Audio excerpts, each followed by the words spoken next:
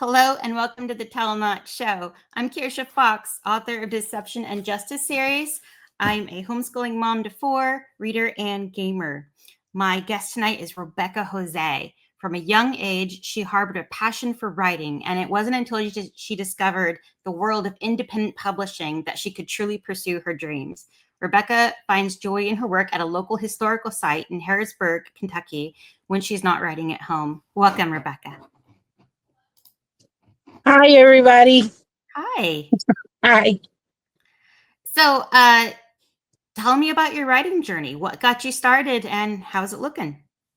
Well, it's picking up. It's looking better and better every day. I mean, the more you learn, right?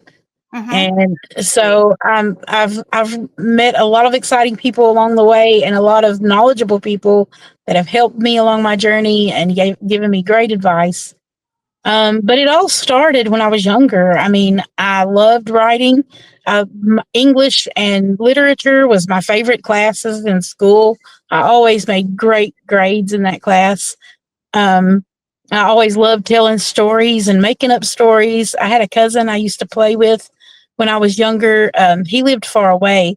So, but in the summertime when he would come in, it was my favorite time in the world because we would get together and we would create stories together and just play together. And it was wonderful. And so I've been telling stories since I was young. Mm-hmm. And I always knew I wanted to be a writer, but life got in the way. I raised three kids. Yeah, I raised three kids on my own, and so I never had time to write. Keeping up with that, whole thing. Well, I can't say on my own. I had a great community surrounding me, so I had a lots of help, but I still didn't have time to write. So now my kids are grown, and we go into the pandemic of 2020, and all of a sudden, and I'm not the place I was working at got shut down, and all of a sudden, I have all this time on my hands. So that's what I did. I pursued I got into my writing through online research. I discovered independent publishing and I said, oh, well, this is great. I'll just do this. And I did it and I've been doing it ever since. And I never did pursue in traditional publishing like I had originally intended when I learned all about independent publishing and how much greater it was. And well, I won't say that's my opinion though, because the other people might like traditional publishing, and that's great. Whatever works for you. But I loved the perks of independent publishing a lot better, and so I've been following that ever since, and it's been great. And the more I learn, the more I build. And so now I'm going to all these book signings and meeting other wonderful authors that are also on writing journeys. I'm part of some wonderful groups, and it's just like a community, and I love it, and it's great. I think it's so funny how often I hear from other authors about how young we all knew that we were storytellers. Like at our core, this is who we are. We love to weave and use words and create worlds and people.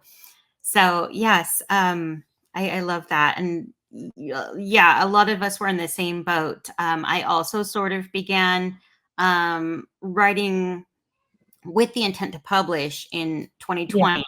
2020.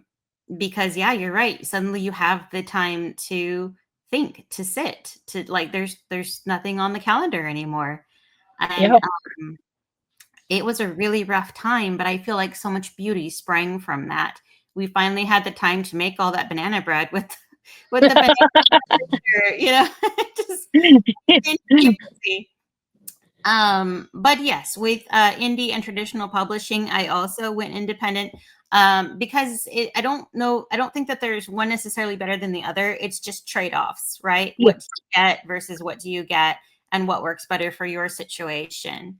Um, Exactly. And I think that's what I was trying to get at when I said, when I backed up on my words, because for me it's great, but it might not be for other people. So that's why I kind of backed up on my words there, because yeah, it works for some people, and there's wonderful authors out there. Some of my favorite authors are traditionally published, and so that's yes. what works for them.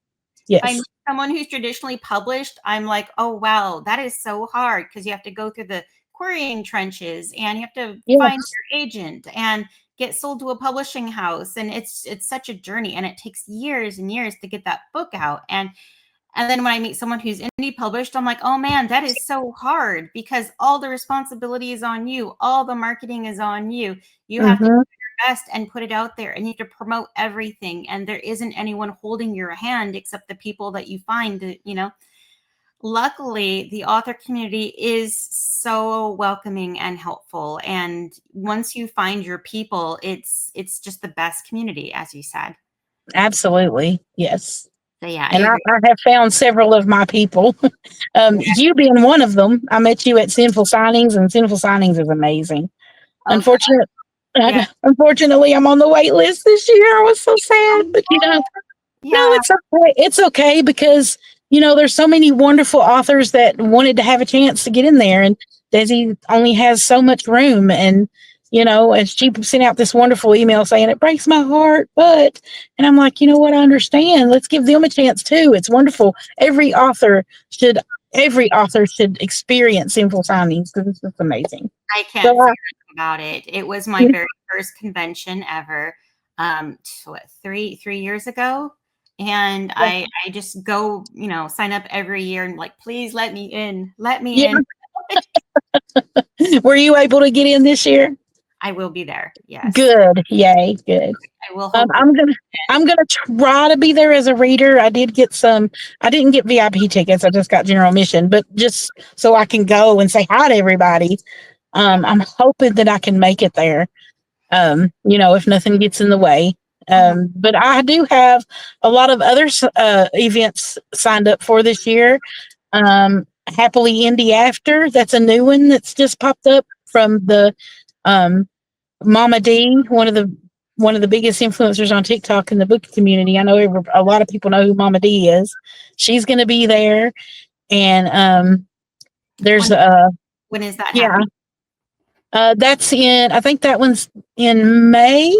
Uh-huh. I think I don't have my little. I have a little spreadsheet that I made on Excel that has them all lined up nice and pretty for me. But I don't have it in front of me. But What I can do um, is when I edit this, I can create text at the bottom that says like the event and where it will be and when exactly, so the people watching the show can like see it right in front of them. Um, awesome. if you're like me, I need subtitles. If someone tells me something, and it's just it might. Yeah, yeah, you gotta have it there. But And when you then, of course, I'm sorry, I didn't mean to interrupt. oh yeah, but when uh, you put words on the screen, like I've got it. So yeah. And then, of course, Lexington Legendary Book Bash in Lexington, Kentucky. That one's an established one. This will be their fourth or fifth year, I think. yeah. And I'm going to go to that one. And then there's a wonderful group I'm a part of called the Kentuckiana Romance Writers. It's it's romance authors from Indiana and Kentucky, and they host this signing every year called Hooks, Books, and Crooks, and I'll be a part of that one, and then Feel the Heat Book Bash in Tennessee. That, So that's a lot of events. How yeah. do you handle all of that and still write? Oh yeah, and Books and Bourbon in Bardstown. I forgot about that too. Oh, yes. I went to the first Books and Bourbon. I had a wonderful time. Uh, Yeah. yeah. So yeah, well, three of those are local. So, I don't have to do really anything. I just have to pack my stuff up, get ready and go to the Mhm. meet and greet and, do the things. Uh and then the other two I'll have a hotel room. And I kind of spread them out. So they're spread out throughout the year, so I've got one in May, one in June, one in August, July and August, and then one in October. So they're kind of spread out throughout the year. So, um, and I'm very organized about spreadsheets. I love Excel. So I have my spreadsheet that has everything I need to do for each one when I have to have that done so that I can keep up with everything. And then my job and then my writing. So So it's the just key time management is all it is, just time management. organized, right? Yeah. Yeah. Uh, someday I'll learn that. All right. So you mentioned romance. Is that the genre that you write? Yes. I write fantasy romance. All right. And lots of different tropes and subgenres. I've got a horror romance, I've got a mystery romance, werewolves and witches and vampires and Mm-hmm. fairies. I've What even draws got you to those genres? what is what? What draws you to those genres? What's your favorite? Oh, um, well, I'm a big fan of Supernatural. Big Supernatural fan. Who isn't, right? Um, and Supernatural has everything. And I'm like, I want to have everything. That's great. I mean, think about Supernatural. They have On all for different kinds of monsters. what else haven't we done yet? Let's. Yeah, exactly. So I guess I draw from that because when it was Supernatural lasted so long and people wonder why because they had such a variety. You never knew what you were going to run into for every show, and everybody wanted to go, oh, what are we going to get today? Because you had angels and demons and vampires and monsters you've never heard of before, and leviathans, and what are those? And it's just so it was like it was such a variety, and I'm like, that's what I can do to keep my people interested. Because if you think about somebody that just rides vampire, well, what happens when people get tired of vampires? Mm-hmm. They're going to move on to the next good, big popular thing. And so then you're going to kind of get left behind. And so I don't want to get left behind. So I want to have something that everybody will like. Yeah, So that that's was my thinking. it is really, really difficult to try to predict trends. And if you get it wrong, then like everyone else is doing something and you've got this book that like, oh no, whoops. But Yeah. yeah, something for everyone is really good. If a new trend pops up and you already have an existing book for that, you're like, oh, hey, have you heard of this book? It keeps you versatile. You can Yes. pivot very easily. I love my books, but it's 3 books in a series. So right now, like it's a little bit hard to market because everyone has to start with book 1 before they can get to the other 2. You can't just read it, which one you want. So I'm really only marketing 1 book. Right. And it's all the same genre, it's all the same story, it's all the same characters. So yeah, after I finish this series, I'm looking forward to branching out and doing more standalones and maybe playing with other genres. But I do owe it to these characters to finish their story first. Oh yeah, absolutely. Mm-hmm. I have a series that's a standalone series. Mm-hmm. So each book in the series focuses on a different couple, and it has different tropes. So you can read them all together. You can read them in order. You can read them out of order. You can read one, and not read the others. Yes. Yeah. So it's like you can read it however you want to, but each character in each book is in all the other books too. It's just so it's like in a community. It's in a community in a certain place. So all the characters are there, but each one focuses on a different couple. So it's really then the first one in that is Shadow Mirror, which is one of my more well known books. Mm-hmm. And that's the first one in the series. And then Amidst Fallen Angels is book 2, and that one is out as well. And I'm working on book 3. Mm-hmm. That's such a clever idea to have all of these standalones, but they all correlate. Yes. So, can you tell me a little bit about your writing process? How do you go from idea to finished draft? Oh, I went over this with someone else in another interview. They were talking about planners and pantsers. And I said, y'all, I guess I'm a plantser because I'm both. you know, I don't sit down and make a detailed outline, but I do sit down and make notes. I make notes on my characters, what they look like, their personalities. I make notes on what I want the plot to be and how I want it to play out. And then I just sit down and start writing. And sometimes what I end up with doesn't even have anything to do with the notes I wrote because my characters are like, no, we want to do this, not that. So it's like sometimes what I come up with at the finished product isn't at all what I had written down. It was just kind of a starting point, I guess you could say. I'm So definitely a plotter or a planner, but I have noticed that I have to keep it flexible because I never know when my characters are going to be like, no, Not doing it. Exactly. Wait You never know. until I do what they want to do, and then maybe I can keep writing. Or you never know when you're halfway through and you're like, oh wait, I just had an idea for something so much better, and you write that in. So Hmm. yes, you try to plot as best you can, but sometimes you never know when your characters are going to hijack the whole story. Yeah, absolutely. All right, now for you, what is the most important part of writing? The characters, Mm-hmm. definitely the characters. And I had just discussed this with someone at work this morning, because we were talking about. He said that he had watched the show, and he said I just couldn't get into it because the characters weren't believable. And I said that's yeah, that happens to a lot. Um, some people talk about details.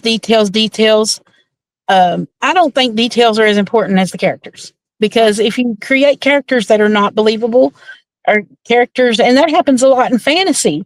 If you think about fantasy, you want to just create this larger than life big fantasy thing that's not real. However, if you think about it, you need to have some kind of foot in reality, because you want a character that people relate to.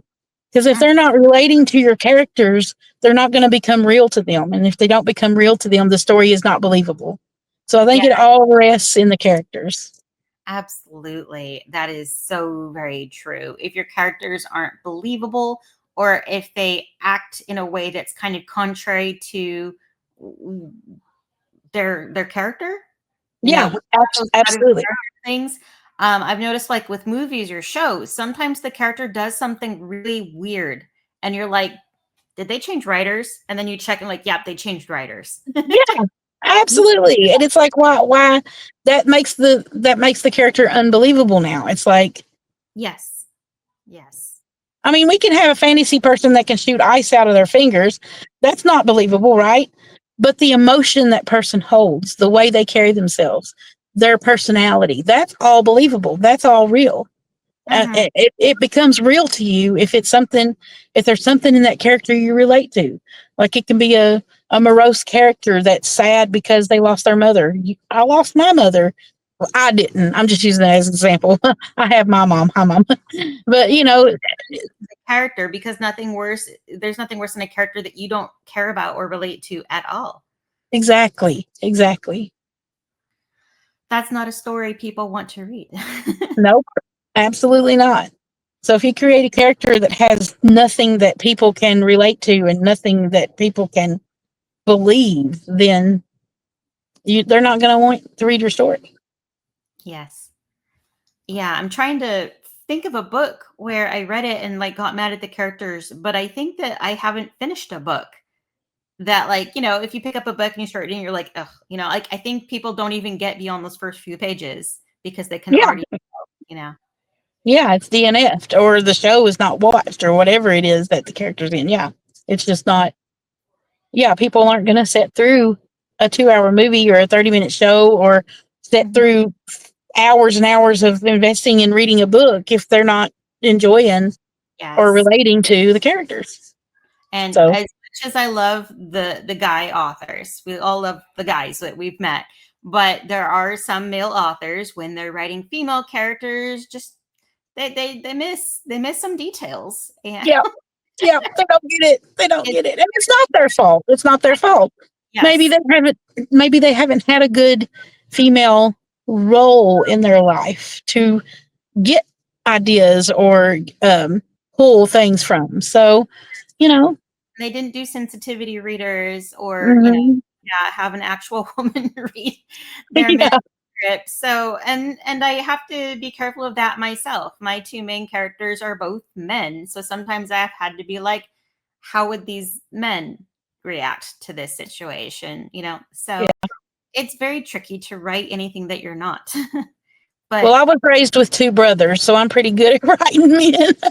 yes, Because I've been there. I was raised the testosterone in my house way outweighed the estrogen.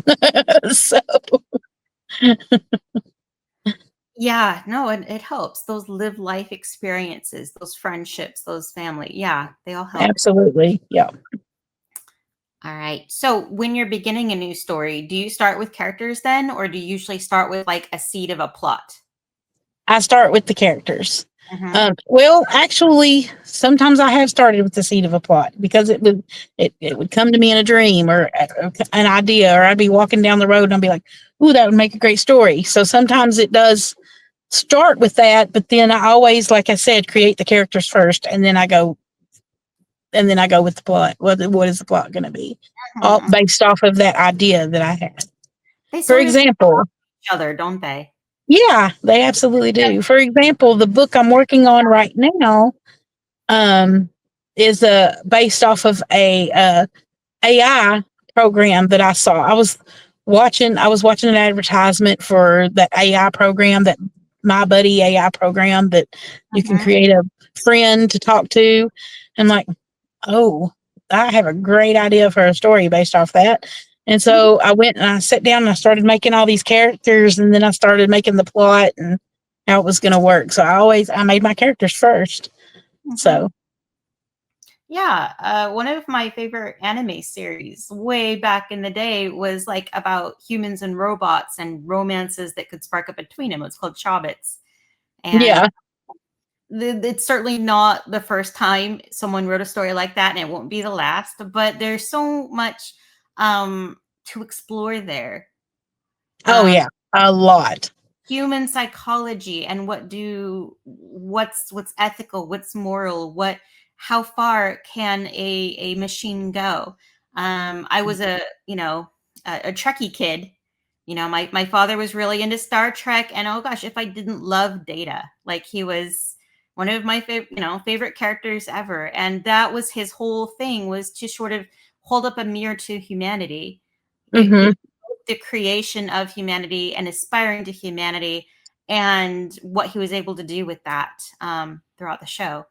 So yeah, we're living science fiction these days with the Oh rise of yeah. hopefully Yeah. hopefully Those it's a little bit more Star Trek and less Terminator. I hope so. Yeah. Those AI programs, though, man, they're just so like it's on a screen, and that's what mine is about. Like an AI on the screen, like an Yeah. AI buddy on the computer, an app that creates your perfect friend, and you get to create them however you want them to be. It's called Dreamweaver. I've already got the pre-orders out for it. Mm-hmm. The program's called Dreamweaver, and she creates an AI boyfriend that because she's lonely, she creates him to be a bad boy, and which is a problem when the AI computer boyfriend tries to become real and starts trying to pull himself out of the computer. If he's a Oh, bad boy, they can't. The bad boys don't do well in real society if they haven't been given lessons no, on how to control their badness. what women want to read about with these fictional boyfriends, that's entirely separate from what we actually want to experience in our lives. Yes, absolutely. Reading about it and creating these bad boyfriends or whatnot, like that's fun to play with. It's safe. You're in a safe environment to explore that. You in no Exactly. you in no way want it in real life. Well, she gets it in real life because he tries to become real, and I Mhm. had to do so much research. Is this even possible? And I found out that our technology hasn't made it that far yet, but it could if you had this and if you had that. And I'm like, oh, okay. It's like Well, we're gonna make it happen. he prints himself his own body. There you go. Just Yeah, yeah, no, that sounds intriguing. Um, okay, let me pull my brain back. I'm like my brain like robot stories and AI and oh gosh, all of the possibilities. Like I yeah, don't I think it's because I'm trying to write a book that my brain is trying to latch on to any other thing besides this book. yeah. All right. And I promise I edit out my weird commentary afterward. You're fine. The final product is much, much more professional. All right. What's something that you've learned from the writing process? Something you didn't know when you started out writing in 2020? Um. Well, I didn't know you were talking about it. You were talking about it just now. I Mhm. didn't know about sensitivity readers. I didn't know that there were actually people out there that could read your book so that you can keep up with what's politically correct and what's not politically correct in these days and times, because it changes so much. Mm-hmm. And you don't want to offend your readers. You want your readers to enjoy the story. And then, so then I discovered trigger warnings and sensitivity readers, and I was like, oh, so that's how I can make my stories safe, because some of my stories are very risque. I tell people all the time, if you buy Shadowmere, please read the trigger warnings, Mm-hmm. because there it gets rough. There's a couple of very rough scenes in there. Please read the trigger warnings, Yes. because I don't want to scare anyone off of something else that I might write that might not have that trigger in it. So, I want my readers to feel comfortable and safe, like you said, safe in Mm-hmm. that fantasy world, but not being triggered and not being traumatized by it. So I learned a lot about that, because when we were little, we didn't have that. All we had was our mom saying, "Don't touch that book. You can't read that book. It's not for you. You're not old enough." So we had moms and dads going, "No, you can't watch that. No, you can't read that." Yeah. And these days and times, Or sometimes they didn't notice at all what you were reading because they're just glad you're reading. yeah, actually, absolutely. And so I was introduced to Stephen King at a young age. Stephen King's pretty rough for a teenage kid, but my mom's favorite author was Stephen King, and so I would sneak and read the books, and just Pet Cemetery traumatized me beyond no end. But and now we have um a, the trigger warnings. They didn't have that. I didn't have trigger warnings in the book, in Stephen King's book, when I was reading it when I was little. Had Oh, I, shouldn't the trigger warnings be like a full page of? yeah, Stephen King, probably 2 pages. But at least I would have had that, and I would have been like, "Oh yeah, I don't want to read about that," because I loved animals, and it traumatized me so bad about that poor kitty cat. And I mean, the name had said it all, Pet Cemetery, but I was thinking, a little boy lost his dog or something, and I didn't know. I didn't know Stephen King's horror and all that would happen, and yeah, it was pretty bad. but Oh, but I learned my lesson. dramas But that yeah, shape us. Absolutely. Yes. Uh, yeah, trigger warnings are tricky in and of themselves because sometimes you're not sure what merits a warning or exactly. normal. And then also there is so much language in our just everyday use that we don't understand the origins of, because the people we grew up with use this language or the people around us use this language and we think it's normal until you learn where that came from and what it actually means and why we can't use that anymore. Yeah, And I like this that we are moving away from hurtful words and hurtful terms. I like that.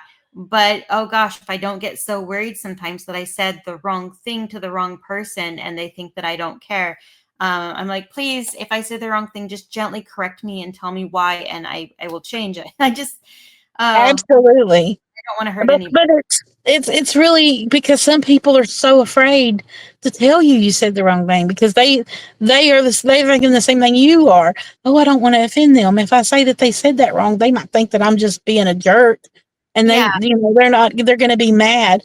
And I tell people all the time, no, never. tell me. That's one of the best. Do I have spinach in my teeth? Please tell me. Please tell me. Yeah, if I got toilet paper on my shoe, tell me. If I said something wrong, please tell me.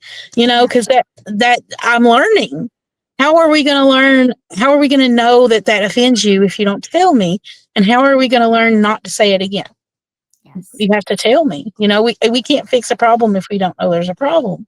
Hmm. So, and I tell people all the time, I can take constructive criticism. Tell me what I did wrong. I'll correct it. Hmm. So, Criticism is hard though, because sometimes I've criticized someone and then afterward I'm like tearing myself apart. Like, why did I say that? I probably hurt their feelings. I I know it's hard.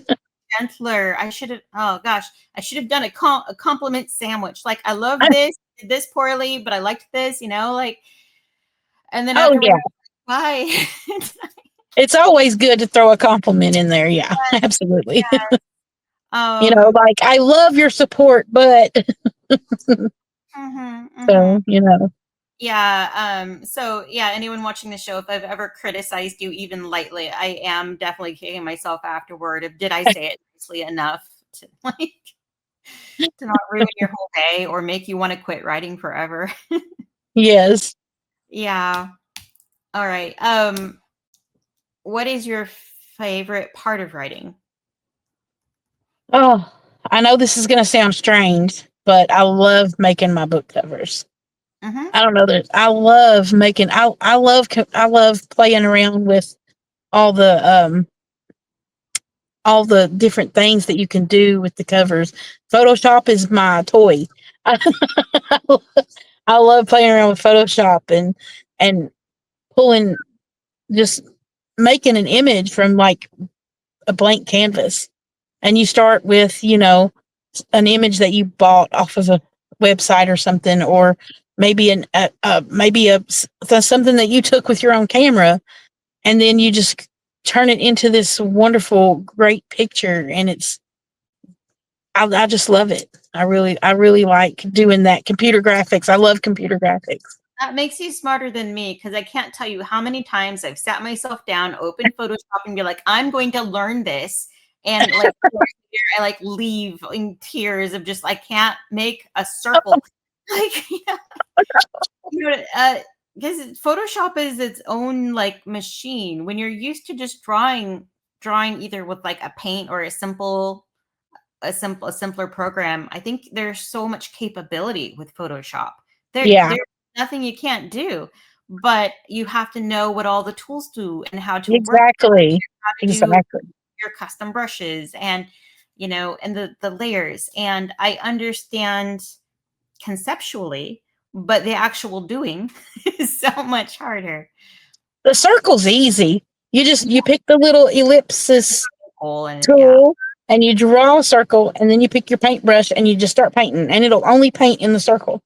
Hmm. Yeah. And then so when you take the ellipses off, you've got a perfect circle. Hmm. Yeah. See, I've done like YouTube was my best friend when I first started learning how to do Photoshop. They have Yeah. some really wonderful, wonderful tutorials on YouTube for photoshopping, and I learned a lot watching the YouTube tutorials. So if you have the patience to sit down and just watch a YouTube tutorial, that's your best friend when it comes to Photoshop. Hmm. Yeah, like the author community, there are so many people that are willing to reach out and help you, and they've put up Mhm. helpful tutorials, and they will tell you the steps exactly. They'll show you the image before and after and how they did it. It's a really nice thing, just artists helping artists. Yep, absolutely. Hmm. All right, so that's your favorite part. What's your least favorite part of writing? Oh, editing. Yeah. Oh, especially when I think that it's all perfect, and I'm one of those people, and they tell you all the time not to do it, but I always say you do what's right for you because it works for me. But I edit as I go, and I've heard so many people, why do you do that? Well, because it works for me. It works for And me well. so then I think that it's all perfect. I've took out all the mistakes and I edited it as I go, and I'll be daggone if I don't start back at the first and start reading. I find another one. I'm like, how did that get there? Oh So, goodness. Even after the book comes out, like you're opening, you're just random page, you're like, there's a mistake. There is a mistake. oh, I hate that. I God. hate that. I'm like, how did I run this book past like 3 editors and 8 beta readers and alpha readers and nobody caught that? Nobody caught it. I think it's something easy, like an E and an R is switched around or something like that, something goofy. But um, I have found a trick that really works. I know this sounds weird. So your brain gets lost in the words. So when you're reading something, your brain will automatically see a word because they know that's what comes next. So Hmm. for instance, I talked about if you get the R and the E. So if you accidentally spelled word WERE, but you accidentally spelled it WREE, your brain's going to see word because you know that word is coming up next, and so your brain's going to see WERE. It's not going to see that minute detail because your brain works on a big, large spectrum scale. so hard for us to edit our own work because we know it is supposed to be there. Exactly. So, and my editor taught me this trick. Start at the end and read backwards. Yes. That will Yes. confuse your brain, and that will force your brain to focus on each word for word, so that you can find the mistakes. Yes, I have heard that trick before. It takes a lot of patience, but It does. I haven't talked to anyone who said like that doesn't work. Like it works. Hmm. Yeah. It absolutely does. But yes, editing takes so much longer than I any. know. It takes forever, and that's why it's my least favorite part. Yes. Um, if you could tell a new author one thing, what would it be? Never give up, Ah, and yeah. and don't listen when people tell you that that's not right. If it works for you, it's right. Hmm. That's really good advice.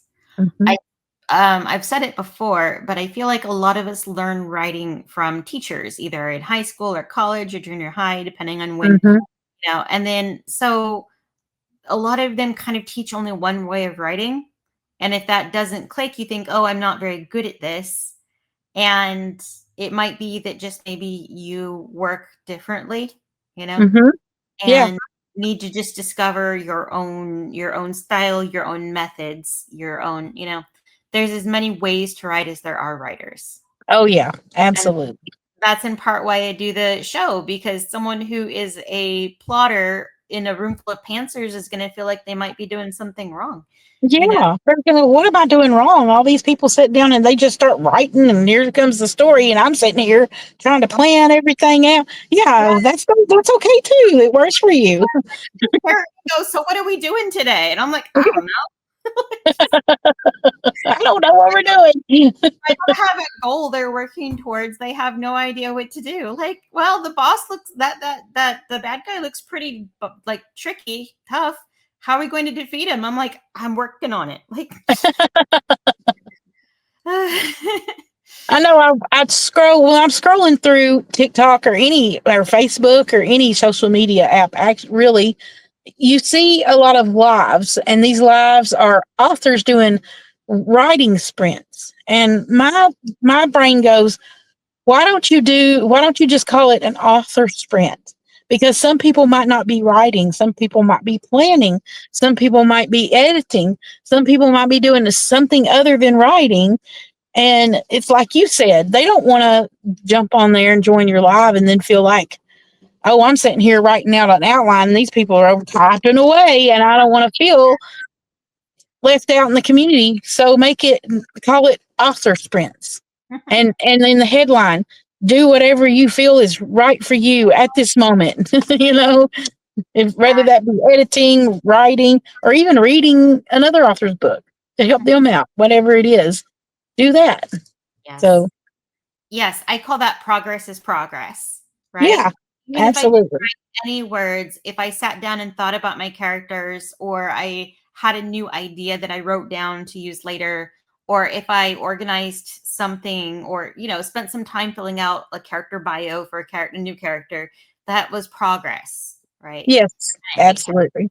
Yeah. But some people do really, really well with sprints. It works for them. It's not great for me. I am a very slow plotting Yes. author. But sometimes it's fun. It's just like a race.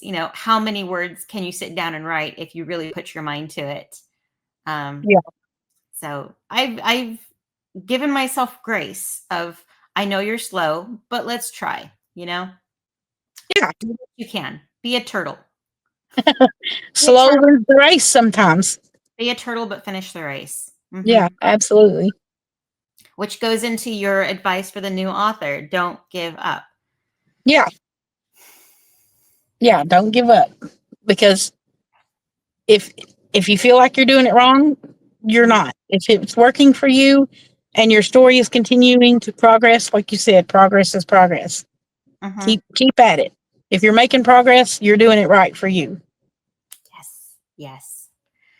All right. Would you say that there are any major influences on your writing? You brought up supernatural. Yeah. Oh, of course. You talked about Star Trek. I was a Star Wars girl. So, and when I talked about my cousin, we would sit down and play out stories. That's what we had. We had little Star Wars action figures, and we would sit there and play with our action figures and make up stories with our action figures. So, Star Wars played a big role in that when I was younger. I also had a teacher. You talked about teachers. I had an English teacher when I was in middle school. No, she was high school. Miss Mhm, Dixon. She's God rest her soul. She's no longer with us.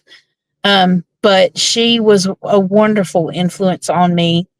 mhm, Anytime we would write, we would do short story writing, or we would do poems, or we would do essays, whatever it was we were doing.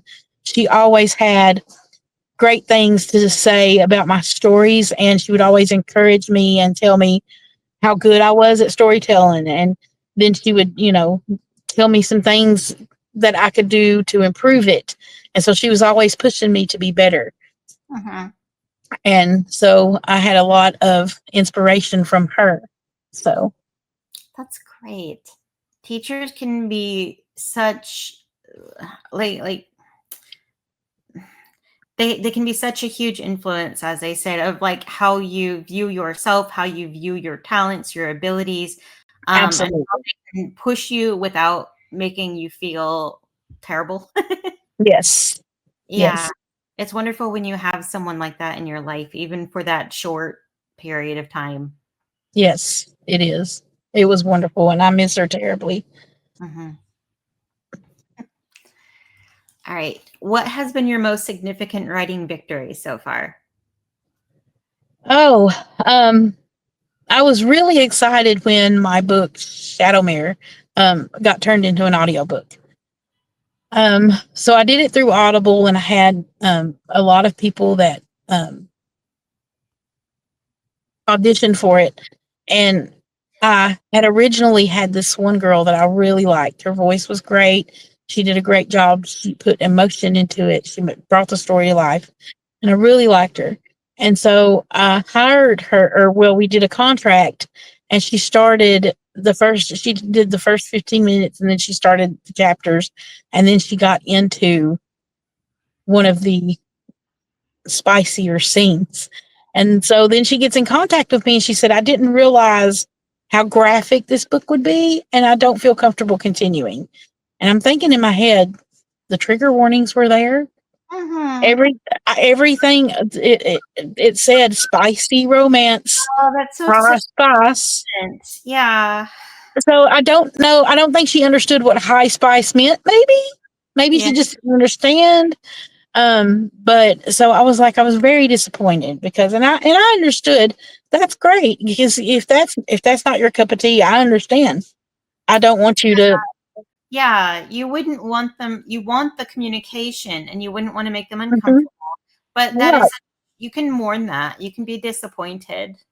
Yeah, I mean, I was very disappointed, but I wasn't disappointed at her. I was disappointed because I really liked her.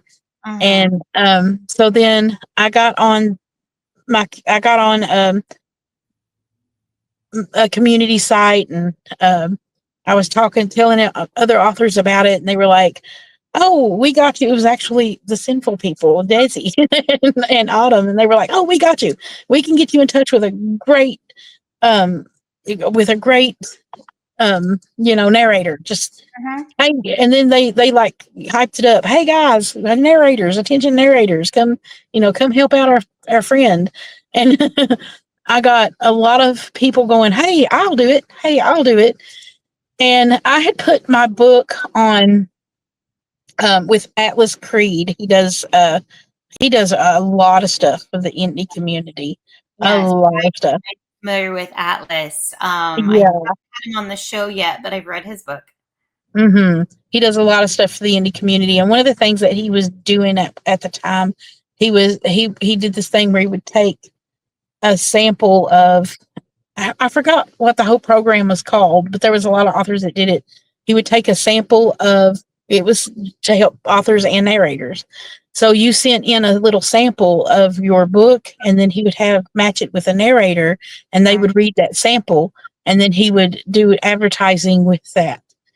And the actual author or the actual narrator that narrated the piece that I had turned in got in touch with me and said, "Hey, I really enjoyed doing the piece that I did for this thing.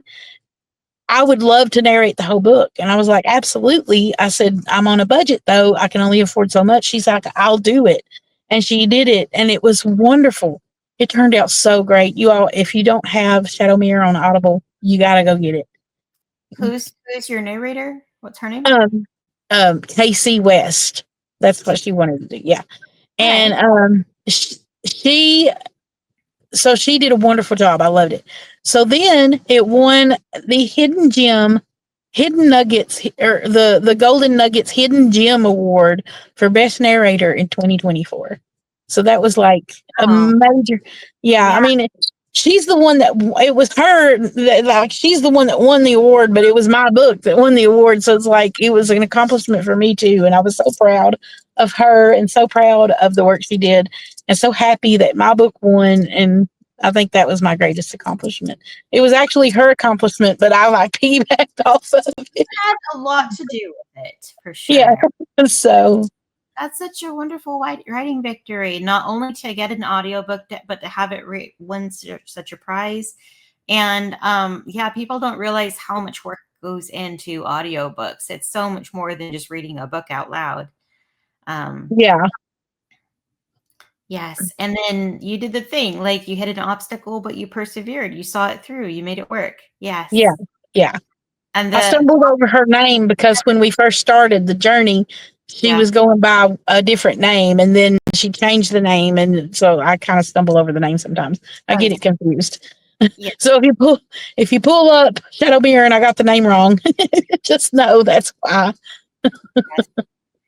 Yeah, no, it's like that with quite a lot of our friends. We have our real names and our pen names and our alternate pen names, and Yeah. So so I think what it was is she changed it kind of in the middle of the project because she wanted to, because it is really spicy. And so she wanted to kind of like disconnect that. And there's a lot of authors that do that. You know, they're more, their tamer stuff is under one name, and their spicier stuff and risque stuff is under a different name. So there are a lot of reasons to do that for sure. yeah, Yeah, can relate. All right. You don't happen to have any of your books handy, would you? I do not. I forgot to grab it on my way out the door. And I kicked myself on the way here. I was like, darn it. So I do That, not have any with me. that's fine. Where can our listeners learn more about you? Do you have any social media presence that you want readers to find you? I do. I have a ticked the ones I'm most active on are Facebook and TikTok. But I do have Blue Sky, Lemonade, um, Instagram. I got all those other things too. But I'm most active on TikTok and Facebook. All right. And it's just at Rebecca Jose. Yeah. Rebecca Jose or Rebecca Jose author. Okay. All right. Well, thank you so much for being on the show. I know you had to have an extra long wait, so I appreciate That's okay. on us all together. Um, and thank you to everyone listening on at home. And join us next week for our next guest on Friday. And remember, there's more than one way up a mountain. To be on our show, find us at social media at The Tell Not Show or email us at thetellnotshow@gmail.com. Thanks. Bye.